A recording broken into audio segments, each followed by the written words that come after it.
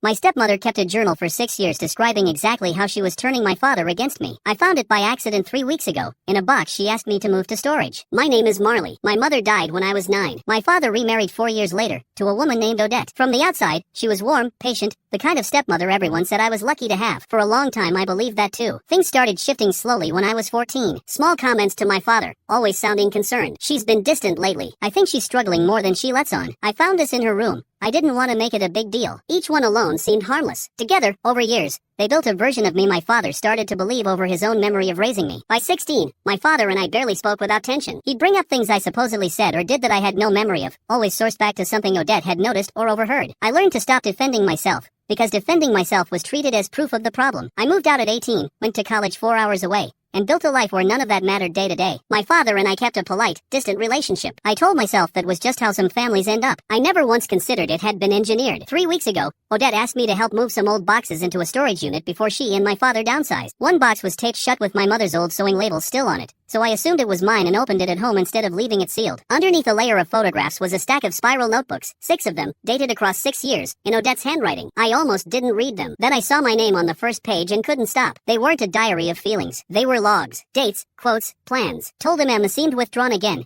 Planted the idea she might be lying about the sleepover. Mentioned the grades slipping before he saw the report card himself. So it looks like I noticed first. He almost offended her today, redirected by bringing up the phone thing again. Page after page, 6 years of a documented campaign to make my father trust her perception of me over his own daughter. The last entry was from around the time I moved out. It said, almost proudly, "Distance is doing the rest of the work now. Don't need to say much anymore." I didn't confront her first. I photographed every page, 40-some pages across 6 notebooks, and drove to my father's house without calling ahead. He was in the kitchen when I walked in and put the box on the table. Odette came in behind me, saw the notebooks, and went completely still.